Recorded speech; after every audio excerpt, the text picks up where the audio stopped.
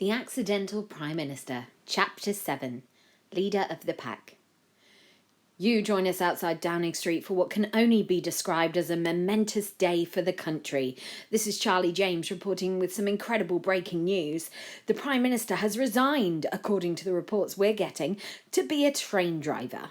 In fact, we have just had this short statement from Percival T. Duckcombe. Go away, you nincompoops! Toot, toot! We are waiting for news of his successor.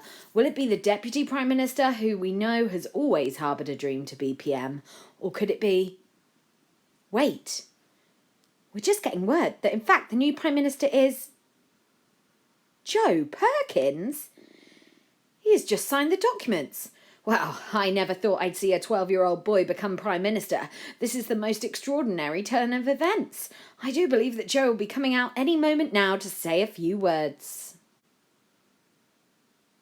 I'm not going out there, Joe panicked. You can't make me. I'm Prime Minister. I'll sack you. I'll sack you right now. You can't sack me. I'm your mother, Joe's mum helpfully pointed out.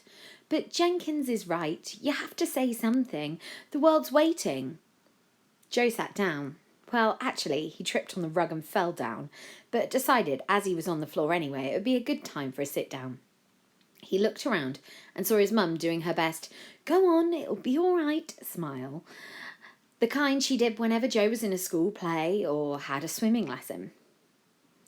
It is tradition that when one is made Prime Minister, one should say a few words to one's people. Oh, Jenkins sighed. I don't want to. All I want is a sit down and maybe have a glass of milk until all this goes away. How long am I Prime Minister for anyway? Joe asked. Oh, not long, Jenkins replied. Oh, phew.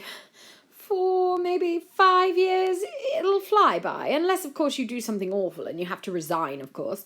Ah! Joe cried. Oh, God, it's pathetic, Violetta sneered. I cannot believe that idiot has made you leader. Oh, what's the big deal? AJ said. Look, you're in charge now. You can do and say whatever you like. You could go out there, sing Bar Bar Black Sheep and put your pants on your head and nothing bad would happen. Remind me again why I asked you to be my media manager, Joe whimpered.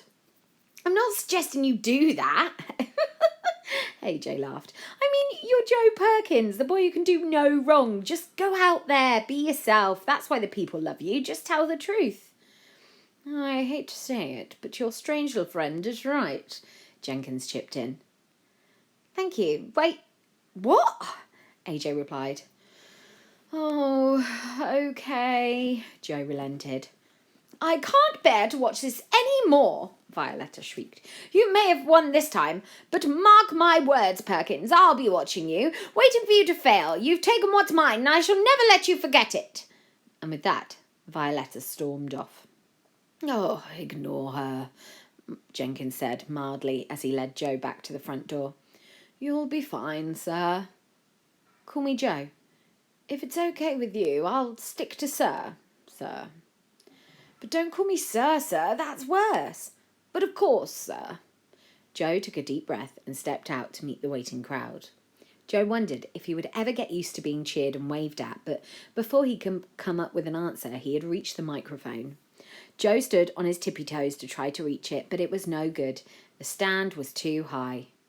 It doesn't go any lower, Jenkins whispered suddenly at his side. What am I supposed to do? You'll have to stand on my back, Jenkins said. Seriously, but you must be at least 80. I don't want to hurt you. I'm 62, Jenkins hissed. Now just get on. Oh, why not? Joe whispered, climbing onto Jenkins' back as he knelt on all fours. Hello, Joe said to the expectant crowd. He cleared his throat nervously.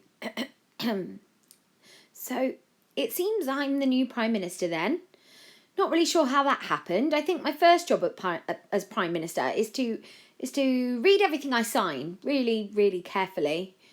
There were a few chuckles from the crowd. Thank the previous Prime Minister. It's a tradition, Jenkins hissed from below. Oh, right, yeah, Joe nodded, tried to control the wobble in his voice. I would just like to take a moment to thank the previous Prime Minister for all his hard work. I know he'll be a big loss to the Scotch egg manufacturers of Great Britain. There were a few more chuckles from the crowd. Joe turned round and his mum gave a big smile and a big thumbs up. He was starting to get into his stride now. And I think we should all wish him well in his new career as a train driver. I would like to thank my mum and AJ because without them I wouldn't be here. AJ and Joe's mum grinned at each other. The last few days have been very odd. I mean, I should be in double chemistry, but instead I'm about to take charge of the country. I've never even had a paper round before, so who knows how it'll go. Joe stopped, taking the crowd. This was his chance to do something, to make a difference. One thing I promise you is that it won't be dull. I should do my best by this country and its people. Where there is grumpiness, may we bring giggles. Where there is jelly, may we bring ice cream. Where there are chairs, may we bring whoopee cushions. Thank you, and goodbye. There was a squeal of feedback from the mic and a squeal from Jenkins as Joe jumped down. Then a huge cheer broke out. There was no going back now. Joe was Prime Minister. Joe was in charge of the whole country. And do you know what? It sort of felt good. I can't believe they put a child in charge of the country. Never in all my days have I seen anything like this, Jenkins said to himself, wiping a single tear from his eye. It's a historic day, eh? Feeling kind of emotional, Joe said, noticing the now sobbing Jenkins. Something like that, sir. Jenkins dabbed his eye with a hanky and let out a howl of anguish before regaining his composure. Oh, Downing Street is big enough for all of you. We can arrange to move your family in tomorrow. Perhaps Sir would like a tour of his new Prime Minister's residence. Chapter 8. Our House. Welcome to your new home, Jenkins said, dryly, handing Joe a mobile phone. Every PM gets a prime ministerial phone. It has all the latest technology, camera and recording facilities. This house is the beating heart of Britain. Every decision about the country for the last few hundred years all comes from here. There was a hum to the place, the sound of people talking and the tapping of fingers on keyboards.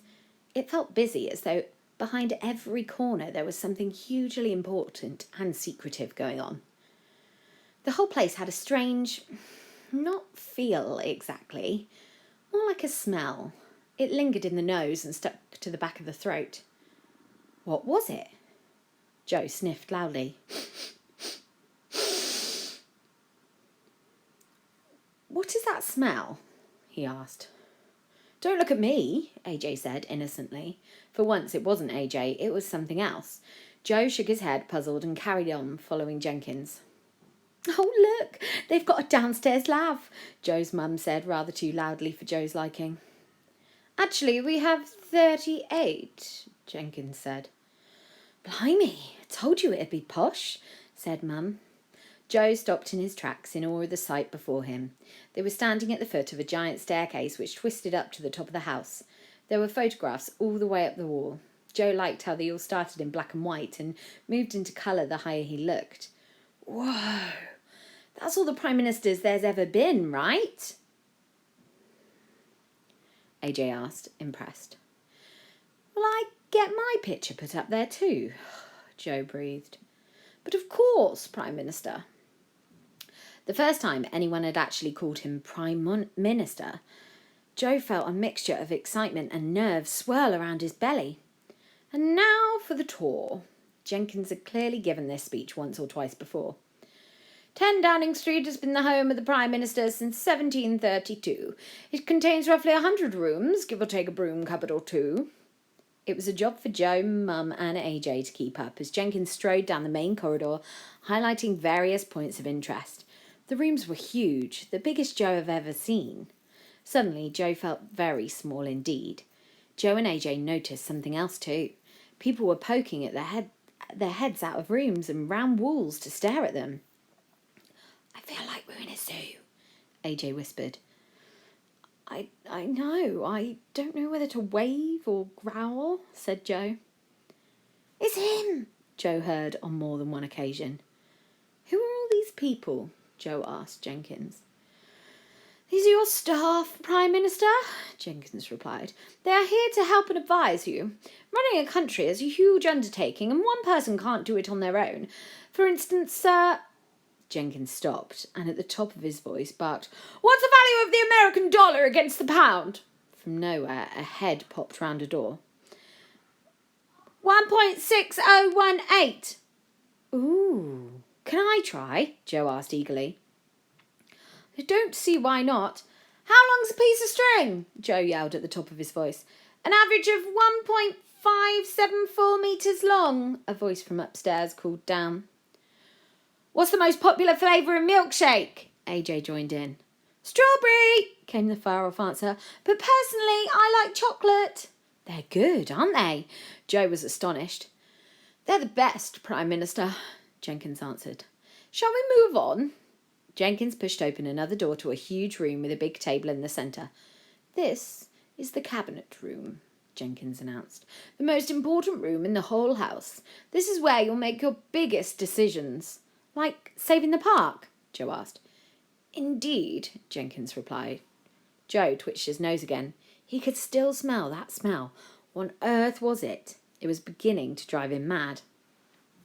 There's also a private garden that only you have access to, as well as living quarters. The house comes complete with 300 members of staff, including butlers and cooks. I don't know what to say. You could fit a roller coaster in there, said Joe, staring out into the garden. I'll take it. Normally, a Prime Minister likes to decorate several rooms in his or her own taste. Would that be of interest to you, Prime Minister? Jenkins asked. Joe looked at AJ. AJ looked at Joe. Their eyes sparkled with delight. An hour later, Jenkins was standing next to a huge flip chart showing plans of each and every room.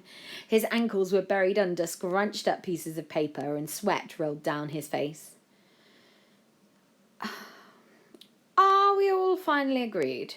You want a fast food bar, complete with an arcade and laser quest in the basement, a jelly room for any, quote, jelly emergencies, end quote, a movie room along with a chalk ice cellar on standby at all times, a fireman's pole. I can ask about a Shark Tank, but I have a feeling health and safety will say no.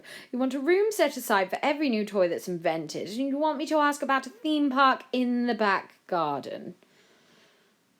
Joe and AJ looked at each other and replied together, Yes! Leave it with me, PM.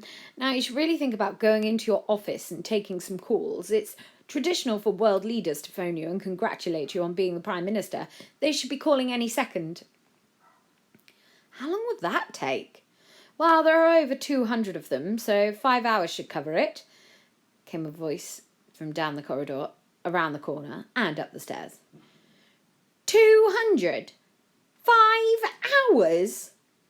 I'm sorry, sir, it is usual, Jenkins replied. I've got a better idea, Joe said in his best plotting voice. Hello, Prime Minister. My name is Jim James III, President of the United States. I'm just ringing to congratulate you on your victory. Hello, Mr. President, sir. I'm afraid the Prime Minister can't come to the phone as he has a spot of maths homework to finish off. This is his mother. Joe gave her a big thumbs up. Oh, well, it's nice to meet you, ma'am, the President replied. What's the weather where you are? It's a bit parky out here today. Parky? The weather's fine here, ma'am. Oh, call me Doreen. Tell me, where's some good places to visit in America? I fancy going out there for my 50th next year. I want to go shopping in New York like on the films. Tell me, do you have the M&S over there? Mum put her hand over the receiver, grinned and nodded. It's nice to have a sit down and a nice chat, isn't it? Only another 167 to go, Joe said. Ooh, you better put the kettle on. Joe chuckled and closed the door on his mum. Settling in, Prime Minister? Joe turned round to see Violetta stalking towards him, AJ and Jenkins. Joe decided he was going to be pleasant. Very pleasant indeed. He gave her a warm grin and stretched his hand out. No hard feelings, he said to Violetta. Of course not. I'm sure your time here will be memorable, she said, trying that smile again. In the same way that falling off a cliff or having your arm chewed off by a rat is memorable. Joe withdrew his arm fast. Oh, I'm sorry. Did you think the grown-ups were supposed to be nice to children? How terribly bad of me to disappoint you. The thing is, this isn't a game, this is real, and you'll soon find out that grown-ups don't play fair at all. Joe stared at her. He was determined to keep his composure. We'll see who wins in the end, he said, managing a smile that was almost genuine. That smell, the one that's been bothering you since you walked through the door, that, my boy, is the smell of power, and it belongs to me, so don't get used to it. Violetta turned on her heel and stormed off. Don't worry, Joe, you're PM now. That pretty much means you can do anything you like. You could probably have her exterminated or turned into sausages or something, right, Jenkins? AJ said, winking. Definitely not, Jenkins exclaimed. Oh, right. I get it. Definitely not, AJ said, doing air quotes with his hands and winking and nodding at Jenkins. Stop winking at me. You can't have anyone killed and turned into sausages. No, I totally get it, man, AJ said, tapping his nose. Will you stop that? Stop what? Winking and tapping your nose. Jenkins pinched the bridge of his nose with his fingers and sighed. Oh, it's been a long day. I suggest you retire for the night. Tomorrow is your first cabinet meeting, so I would advise you that you get some sleep. I took the liberty of speaking to AJ's mother earlier, and she is happy for him to stay over if that suits the both of you. AJ and Joe looked over at each other. Sleep over! They both yelled together and went for a high five.